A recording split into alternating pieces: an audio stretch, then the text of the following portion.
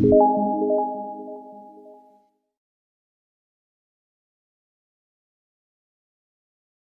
दोस्तों,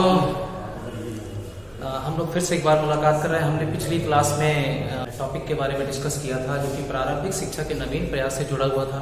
शिक्षा में सार्वभौमिकरण कराने का प्रयास था। सबसे पहले अपने नए विषय को शुरुआत करने से पहले आप हमारे चैनल को शेयर कीजिए, लाइक कीजिए, सब्सक्राइब कीजिए और आपके प्रयास से हमें प्रेरणा मिलेगी और हम अपने प्रयास को सफल बनाने में लगे रहेंगे। तो चलिए आज दोस्तों हम लोग नए टॉपिक के बारे में बात करते हैं। निःशुल्क एवं बाल शिक्षा का अधिकार अधिनियम 2009। इससे पहले हमें ये जानना जरूरी है कि यह विषय के बारे में सोचने के लिए हम कैसे मजबूर हैं। यह विषय को जानना या शामिल कराना उद्देश्य क्या था? उद्देश्य ये था कि भारतीय शिक्षा में परिवर्तन कराना, नई शिक्षा नीति को लागू करना, क्योंकि ब्रिटिश कालीन युग में भारत में केंद्रीय शिक्षा की व्यवस्था नहीं थी, सर्वकालिक शिक्षा की व्यवस्था नहीं थी, शिक्षा में सार्वभौमिकरण का अभाव था। तो स्वर्गीय पंडित जवाहरलाल नेहरू ने ये प्रधानमंत्री जो रहे थे तो उन्होंने इस बात को महसूस किया कि ब्रिटिश कालीन युग में, भारतीय शिक्षा के युग में वो स्वतंत्र शिक्षा की व्यवस्था नहीं थी।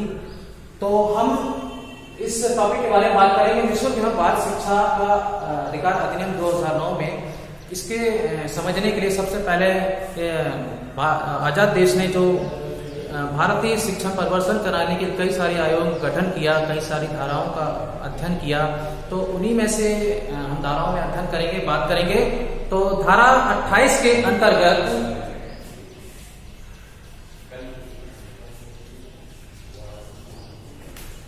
उद्देश्य क्या था कि भारत में निःशुल्क एवं अनिवार्य बाल शिक्षा का अधिकार अधिनियम लागू करना। तात्पर्य क्या था कि बाल श्रम को रोकना और प्राथमिक स्तर पर जोर देना। प्राथमिक स्तर पर हम उच्चतर स्तर पर पहुंच पाएंगे और तब जाकर हम देश का निर्माण करेंगे, क्योंकि शिक्षा ही एक ऐसा साधन है जिससे मनुष्य का सर्वांगीण विकास करने की कल्पना की जा सकती है। तो दोस्तों, धारा 28 में राजनीति से पूर्णतः घोषित किसी शिक्षा संस्था कोई धार्मिक शिक्षा नहीं दी जाएगी। अर्थात ब्रिटिश कालीन युग में संघ शासन था जिसमें कि राज्य अपने ही क्षेत्र या केंद्र की अपनी अपनी अलग अलग सरकारें थी और अपने ही क्षेत्रों के अधीन रहते हुए वे अपने ही शिक्षा के उद्देश्य तक सीमित थे। तो धारा 28 कहती है कि सबसे पहले भारतीय शिक्षा को गतिशील करने के लिए, भारतीय शिक्षा में पुनरुत्थान करने के लिए धार्मिक शिक्षा को लागू नहीं करना होगा। तो धारा 28 में ये बात को रखा गया कि धर्मांतरण का अंत कराना, यानी कि किसी भी राज्य में भारतीय शिक्षा को गतिशील करने के लिए धार्मिक शिक्षा को लागू नहीं करना है। तो धारा 28 में इस बात को सुरक्षित किया गया। और आगे बढ़ते हैं तो अनुच्छेद 21 में, क्योंकि उद्देश्य हमारा है कि निःशुल्क एवं बाल शिक्षा अधिकार अधिनियम 2009 को समझना, तो इसके अंतर्गत सबसे पहले अनुच्छेद 21 में यह निर्णय लिया गया क्योंकि भारतीय शिक्षा में परिवर्तन करना था, गतिशील करना था, क्योंकि यहीं से ही नए देश का निर्माण की हम कल्पना कर सकते हैं। आजाद भारत देश कल्पना कर रहा था, भविष्य देख रहा था कि हम अपने देश का अगर निर्माण करना है तो शिक्षा एक मात्र ऐसा साधन है जिससे हम नए भारत का निर्माण कर सकते हैं। तो अनुच्छेद 21 में उन्होंने बात को समझा, बल्कि निर्णय लिया संवैधानिक प्रावधान के अनुसार। उन्होंने आजाद भारत देश ने निर्णय लिया कि अनुच्छेद 21 में उपलब्ध करानी होगी।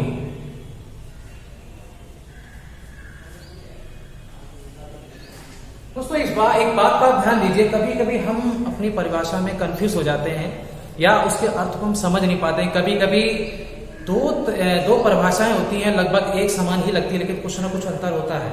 तो सबसे पहले हमने भी यहाँ इस बात को देखिए कि अनुच्छेद 21 के अंतर्गत निःशुल्क एवं बाल शिक्षा अधिकार अधिनियम लागू करने से पूर्व इस बात को सुरक्षित किया गया कि अनुच्छेद 21 के अंतर्गत भारत देश में निःशुल्क अनिवार्य एवं बाल शिक्षा उपलब्ध करानी होगी। ये निर्णय लिया गया संवैधानिक प्रावधान के अनुसार कि निःशुल्क एवं बाल शिक्षा उपलब्ध करानी होगी, बल्कि लागू नहीं हुआ, उपलब्ध कराने की बात हो रही है, निर्णय लिया गया है। धारा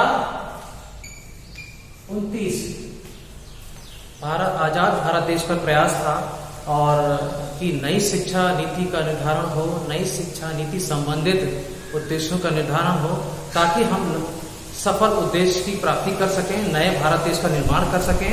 तो सबसे पहले उनका ये प्रश्न था कि किस तरीके से हम भारतीय शिक्षा को गतिशील करेंगे। इसके अंतर्गत उन्होंने आजाद भारत देश ने कई सारी धाराएं बनाई। तो इसी अगली धारा के अंतर्गत हम समझने की कोशिश करेंगे। धारा 29 में कि भारत के किसी भी राज्य के अंतर्गत रहने वाले लोग वे अपने ही संस्कृति को, अपनी ही लिपि को, अपनी ही भाषा को सुरक्षित कर सकते हैं। उनको अधिकार होगा अपनी भाषा को सुरक्षित करने का। तो धारा 29 जो है वो कहती है कि अल्पसंख्यकों का धारा 29 के अंतर्गत अल्पसंख्यकों के हितों का संरक्षण करना। तो इनको बोला गया है कि किसी भी राज्य के निवासी जो अपनी संस्कृति को सुरक्षित कर सकते हैं, अपनी लिपि को सुरक्षित कर सकते हैं, अपनी भाषा को सुरक्षित कर सकते हैं। आगे बढ़ते हैं। धारा 29(2). देखिए दोस्तों, इसमें ऐसी कई धाराएं हैं। एक ही धारा दो बनी है, शायद दो उसमें विषय भी जुड़ गए हैं। जैसे पहले आपने धारा देखी, धारा 29, इसको आप का भी कह सकते हो और इसको आप का कह सकते हैं, खा कह सकते हैं। तो धारा 29 के 2 के अंतर्गत उद्देश्य था, धारा 29 खा के अंतर्गत या अनुसार सर्वजातीय शिक्षा पर बल देना। देखिए हम इसमें कह सकते हैं कि किसी भी एक धर्म को ध्यान केंद्रित ना कर किसी भी एक जाति के आधार पर या किसी एक समुदाय के आधार पर प्रवेश देने से रोका जाएगा। तो हम कह सकते हैं कि सर्वजातीय अर्थात प्रत्येक समूह को जोड़कर विद्यालय या संस्था में प्रवेश कराना, चाहे वो किसी भी जाति से संबंधित हो, तो किसी भी एक विशेष जाति से प्रवेश ना कराना, ये धारा 29 खा के अंतर्गत आता है। तो शिक्षा पर बल देना। आगे बढ़ते हैं हम लोग। धारा 30, ये भी अल्पसंख्यकों के हितों का संरक्षण पर ही आधारित है। तो इसमें ये बोला गया कि अल्पसंख्यक अपनी इच्छा के अनुसार, अपनी रुचि के अनुरूप, योग्यता के अनुसार संस्थानों की स्थापना कर सकते हैं।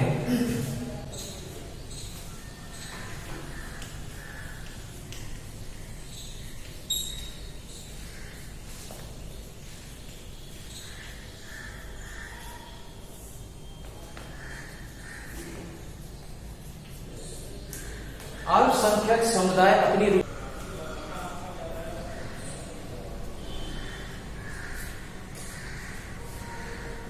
अल्पसंख्यक समुदाय अपनी रुचि के अनुरूप संस्थानों की स्थापना कराने का अधिकार।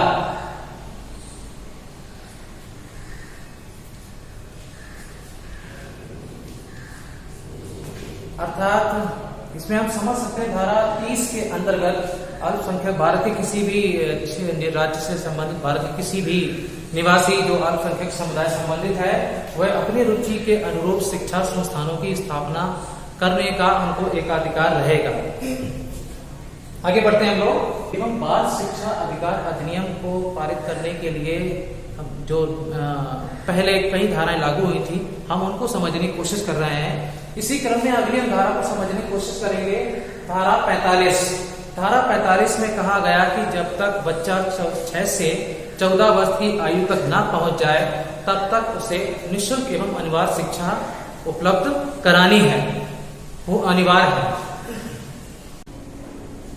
धारा 45 के अंतर्गत आप लोग समझ रहे हैं कि 6 से 14 वर्ष तक, जब तक बच्चा 6 से 14 वर्ष तक ना हो जाए, तब तक उसे निःशुल्क एवं अनिवार्य शिक्षा देनी है। यदि वो 6 से 14 वर्ष तक आयु होने के बाद में प्रवेश विद्यालय में प्रवेश लेता है, तब भी यह व्यवस्था लागू रहेगी, यानी कि निःशुल्क एवं बाल शिक्षा, निःशुल्क एवं अनिवार्य शिक्षा देनी है। आगे बढ़ते हैं हम थोड़ा सा।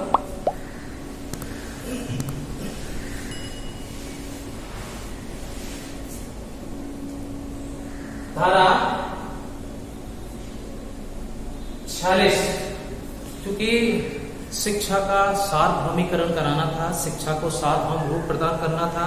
इसी के अंतर्गत धारा 46 में SC/ST एजुकेशन, यानी कि जो भारत के में ऐसे कई राज्य हैं, ऐसे कई क्षेत्र हैं जहां पर लोग आर्थिक रूप से कमजोर हैं, जहां पर लोग आर्थिक रूप से कमजोर हैं, जिनके पास संसाधनों की कमी है, जो संस्था तक नहीं पहुंच पा रहे हैं, शिक्षा को ग्रहण नहीं कर पा रहे हैं, तो संवैधानिक प्रावधान के अनुसार धारा 46 में निर्बल, किसी भी राज्य के निर्बल, अनुसूचित जाति, आदिम व जो आर्थिक रूप से कमजोर हैं, उनको भारतीय शिक्षा के अंतर्गत, अधिनियम के अंतर्गत, प्रस्ताव के अंतर्गत निःशुल्क एवं अनिवार्य शिक्षा की उपलब्धता कराना। तो हम लिख सकते हैं SC/ST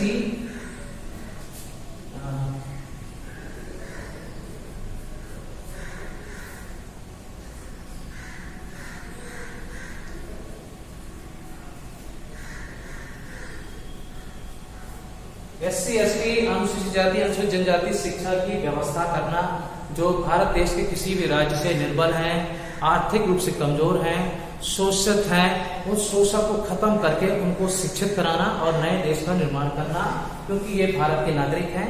तो सर्व जातीय शिक्षा को लागू करने के लिए प्रत्येक समुदाय को जोड़ना जरूरी था, प्रत्येक जाति को जोड़ना जरूरी था। किसी एक जाति के आधार पर, किसी एक धर्म के आधार पर शिक्षा या विद्यालय में प्रवेश नहीं करा सकते थे। हम सर्व जातीय शिक्षा की कल्पना को साकार करने में लगे हुए थे। तो आगे बढ़ते हैं हम लोग।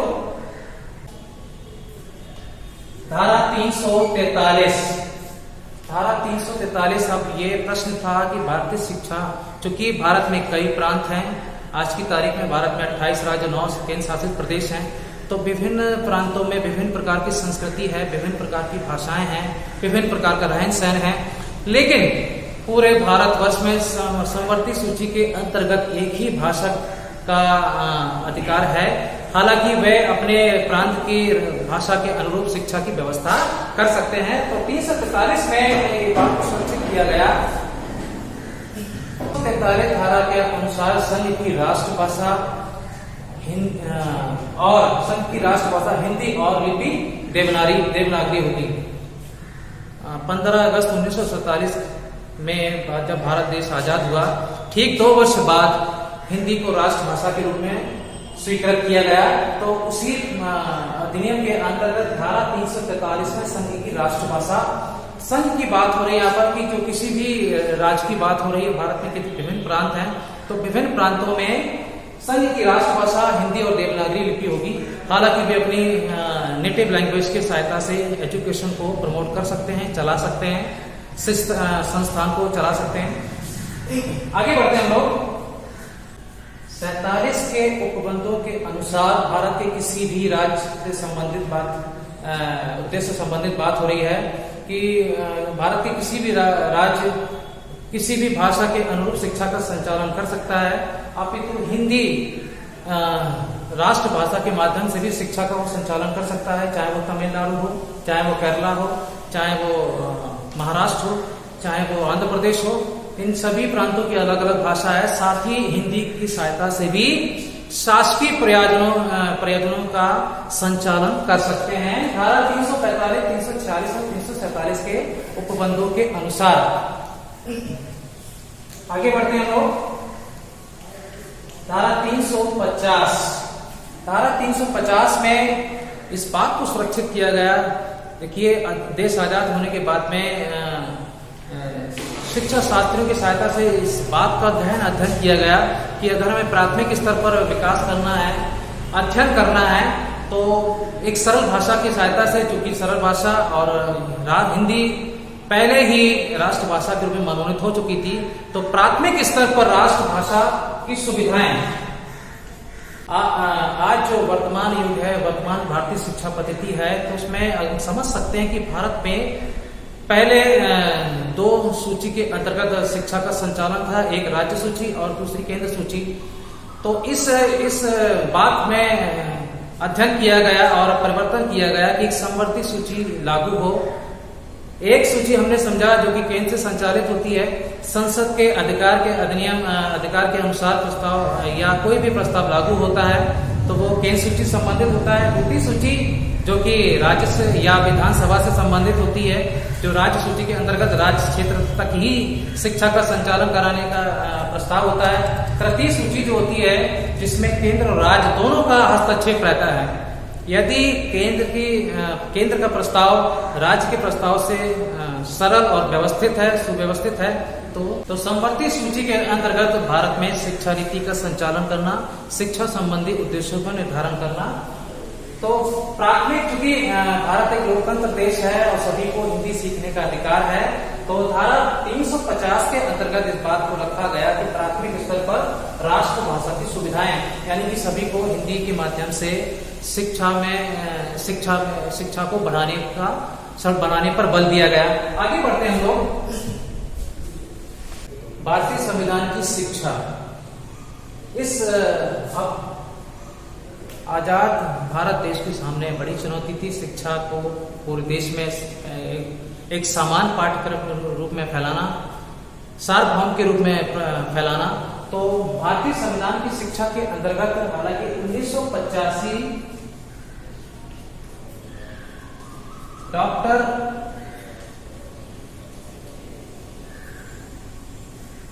M.L.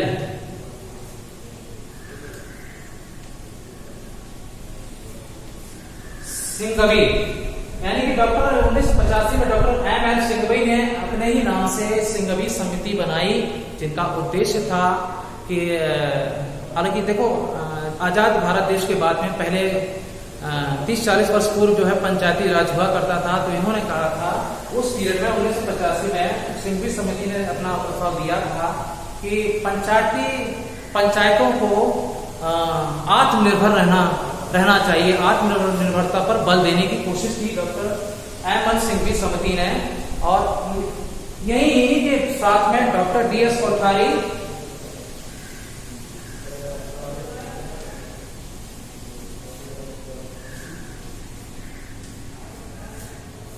Doctor D.S. कोठारी ने भारतीय शिक्षा को गतिशीलता देने के लिए समवर्ती सूची पर बल दिया। इन्होंने कहा कि कोई भी राज्य अपने क्षेत्र तक ही सीमित न रहकर एक सूची का निर्धारण हो, एक शिक्षा पद्धति का संचालन हो, सार्वभौम शिक्षा का सार्वभौमिकरण हो, सार्वभौम रूप देखने को मिले। तो इन्होंने कहा कि किसी एक राज्य तक सीमित न होकर समवर्ती सूची के अंतर्गत पूरे देश में एक शिक्षा नीति का संचालन हो। आइए हम लोग समझने की कोशिश करते हैं कि भारतीय संविधान की शिक्षा के अंतर्गत उद्देश्य क्या क्या थे। तो इसके समझेंगे। पहला पॉइंट है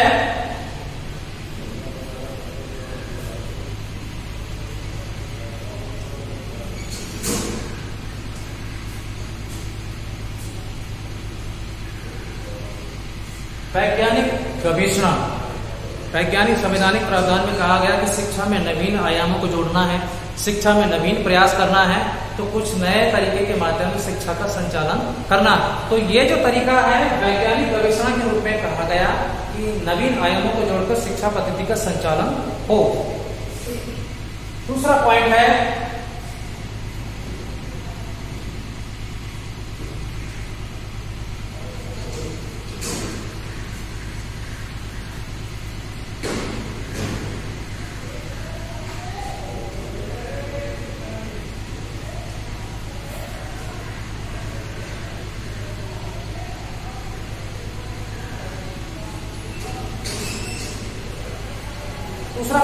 विकलांगों को समावेशी शिक्षा प्रदान करना। विकलांगों को, क्योंकि भारत देश में ऐसे कई लोग हैं जो शारीरिक रूप से विक्षिप्त हैं, डिसेबल हैं, तो डिसेबल पर्सन को भी एजुकेशन सिस्टम से कनेक्ट कराना। तो उसका दूसरा पॉइंट था विकलांगों को समावेशी शिक्षा के अंतर्गत जोड़ने की कोशिश करना। तीसरा पॉइंट था स्त्री शिक्षा।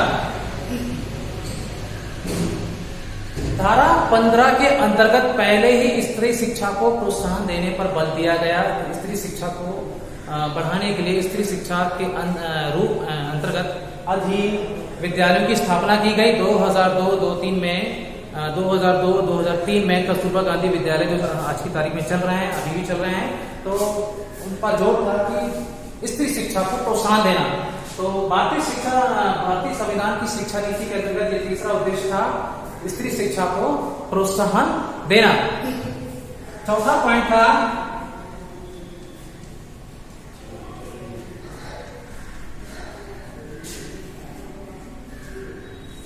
हिंदी का विकास। हिंदी का विकास, क्योंकि लोकतंत्र देश है, हर राष्ट्र में, हर राज्य में हिंदी का हस्तक्षेप होना चाहिए वहां की शिक्षा नीति पर। तो हिंदी का विकास आवश्यक है। चौथा पॉइंट ये रखा है। पांचवा पॉइंट के अंतर्गत कहा गया कि निर्बल व अनुसूचित जाति, अनुसूचित जनजाति लोगों को प्रोत्साहन देना। निर्बल एवं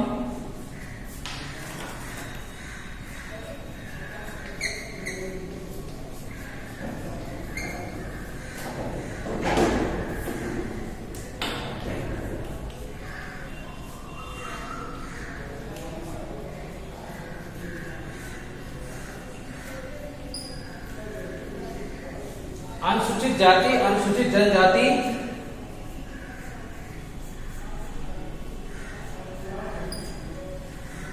शिक्षा पर बल देना, प्रोत्साहन देना। तो दोस्तों ये था भारतीय शिक्षा के संविधान का उद्देश्य कि इस संविधान के अंतर्गत हमें किन बातों को ध्यान में रखना है। शिक्षा का सार्वभौमिकरण कैसे कराना है, शिक्षा को सार्वभौम के रूप में परिवर्तन कैसे करना है। तो इन उद्देश्यों की सहायता से सभी वर्गों को जोड़कर, सभी पहलुओं को जोड़कर भारतीय संविधान के जो उद्देश्य है उनका संचालन किया गया। उनके उद्देश्यों के अनुरूप भारतीय शिक्षा पद्धति का संचालन किया गया। आगे बढ़ते हैं हम लोग।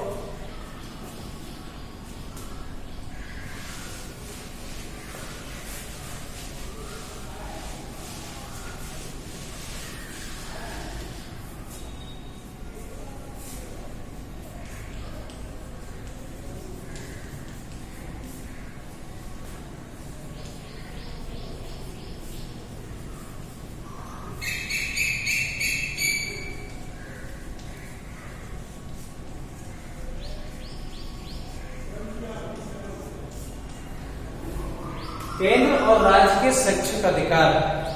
दोस्तों आज जो भारतीय शिक्षा की पद्धति जो संचालित है वो समवर्ती सूची के अंतर्गत संचालित है, यानी कि राज्य और केंद्र का, सरकारों का, दोनों का हस्तक्षेप रहेगा। यदि केंद्र सरकार का प्रस्ताव राज्य सरकार की अपेक्षा सरल है, व्यवस्थित है, तो केंद्र सरकार के प्रस्ताव को प्राथमिकता दी जाएगी और राज्य सरकार के प्रस्ताव को रोक दिया जाएगा। तो ये है केंद्र और राज्य के शैक्षिक अधिकार। आगे बढ़ते हैं हम लोग।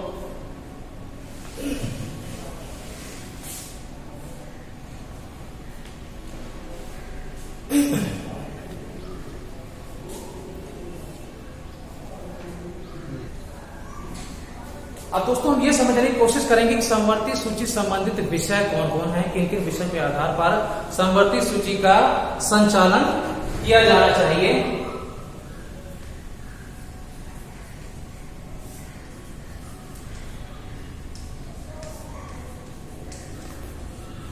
समवर्ती सूची से संबंधित, क्योंकि भारत एक लोकतंत्र देश है, तो लोकतंत्र देश में केंद्र और राज्य सरकारों का दोनों का हस्तक्षेप रहेगा, और जब दोनों का हस्तक्षेप रहेगा तब समवर्ती सूची का संचालन हो सकेगा।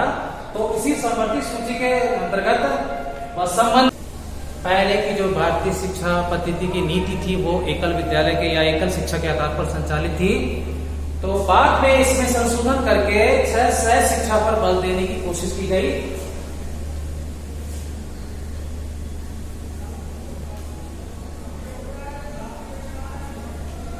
अगला पॉइंट है राष्ट्रीय कला और राष्ट्रीय संस्कृति को बनाए रखना।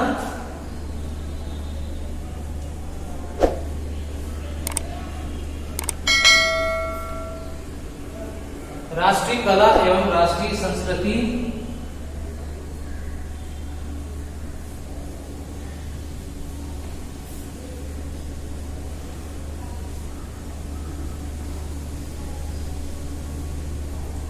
दोस्तों हमारा देश जो है विभिन्न प्रकार की संस्कृति जाना जाता है, तो उसी बात को ध्यान में रखते हुए प्रत्येक राज्य से संबंधित संस्कृति को संभालने की कोशिश की गई, क्योंकि उद्देश्य है एकजुटता का प्रदर्शन, जैसे कि हम लोग 26 जनवरी राष्ट्रीय दिवस में या 15 अगस्त को देखते हैं, जो दिल्ली में हर राज्य की प्रदर्शनी, हर राज्य का दर्शन कराया जाता है अपनी अपनी संस्कृति के आधार पर। तो उसी के विषय के अनुरूप, उसी विषय को प्रोत्साहन देने के लिए राष्ट्रीय कला एवं राष्ट्रीय शिक्षा, राष्ट्रीय संस्कृति को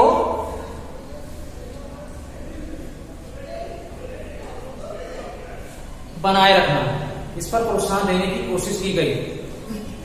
आगे बढ़ते हैं लोग।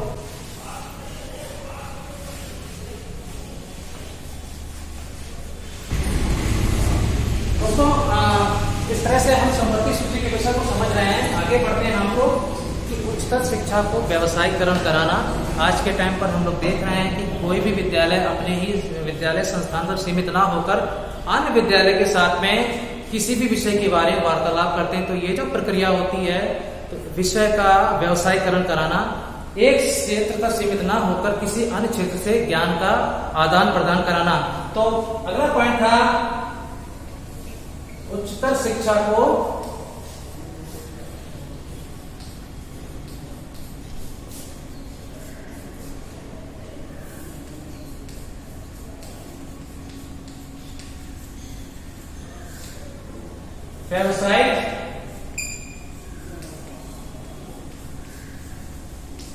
व्यावसायिक शिक्षा के रूप में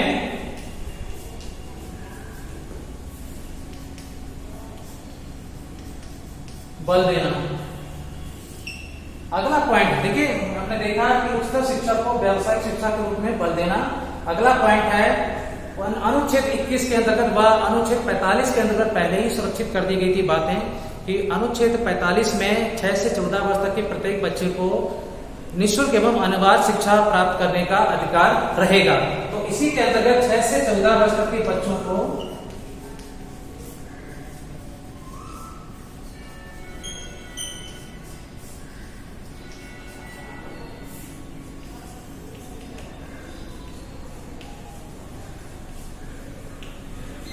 निःशुल्क एवं अनिवार्य शिक्षा की व्यवस्था।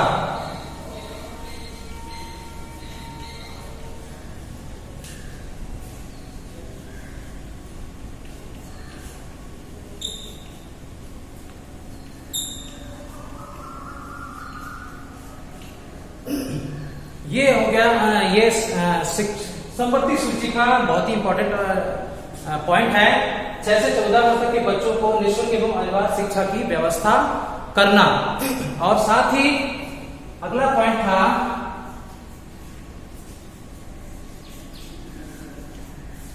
भाषा का संरक्षण। भाषा का संरक्षण हम लोग दोस्तों देखते हैं कि हर वर्ष सितंबर के माह में हिंदी पखवाड़ा दिवस मनाते हैं। हर विद्यालय में हिंदी पखवाड़ा दिवस मनाया जाता है। लगभग 14 दिन तक या पूरे महीने तक हिंदी पखवाड़ा दिवस मनाया जाता है। तो उद्देश्य क्या है? भाषा का संरक्षण। हमारे देश की राष्ट्रीय भाषा क्या है? हिंदी। तो इसी भाषा का संरक्षण। और लास्ट पॉइंट,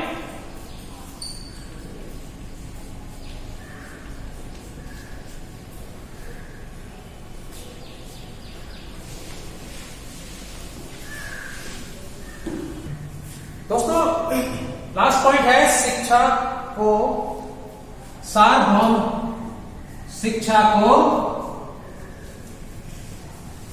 सार्वभौम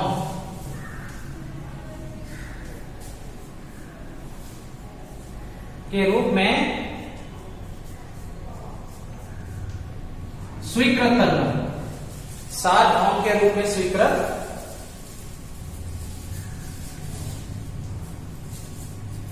करना। तो ये थे समवर्ती सूची के समवर्ती सूची से संबंधित विषय।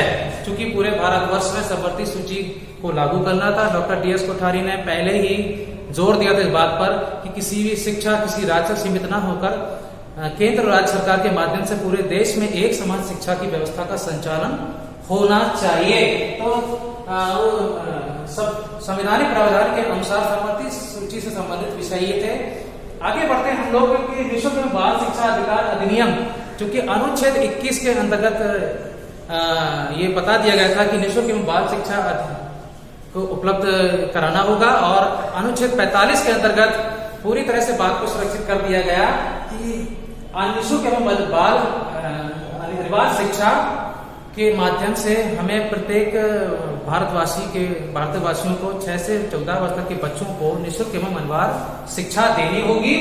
और सन 2002 में 86वें संशोधन के अनुसार इस बात को सुरक्षित कर दिया गया कि भारतवर्ष में निःशुल्क एवं अनिवार्य शिक्षा पूरी तरह से लागू हो जाएगी। साथ ही साथ में इस प्रस्ताव को 4 अगस्त 2009 को लागू कर दिया गया और 27 अगस्त 2009 को राष्ट्रपति के हस्तक्षेप की सहायता से राष्ट्रपति के अनुमोदन के बाद में इस अधिकार को निःशुल्क एवं बाल शिक्षा अधिकार अधिनियम को अनुमोदन के रूप में राजपत्र में सुरक्षित कर दिया गया है। कानूनी तौर पर प्रत्येक भारतवासी को शिक्षा के रूप में मौलिक अधिकार प्राप्त करने का एक अधिकार रहेगा।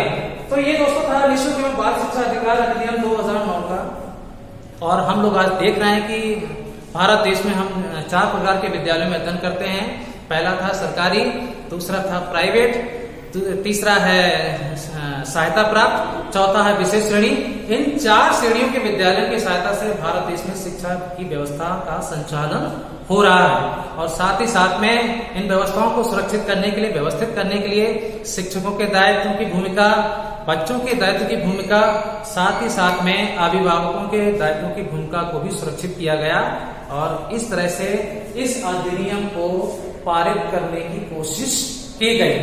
तो ये दोस्तों हमारा ये विषय था जो बहुत ही इंपॉर्टेंट है। आशा करते हैं कि आज के विषय के संबंधित जो भी बातें आपके प्रस्तुत बताई गई, विचार विमर्श किया गया, समझ में आया होगा। अंत में हम उससे ये कहना चाहेंगे कि हमारे YouTube चैनल को लाइक कीजिए, शेयर कीजिए, सब्सक्राइब कीजिए, क्योंकि आपके इस मोटिवेशन से हमें प्रेरणा मिलेगी, आपके इस प्रयास से हमें भी प्रयास मिलेगा, सहायता मिलेगी कि हम अपने आने वाले अगले प्रयास को भी सफल बनाने की कोशिश करें। Thank you very much. Thank you so much.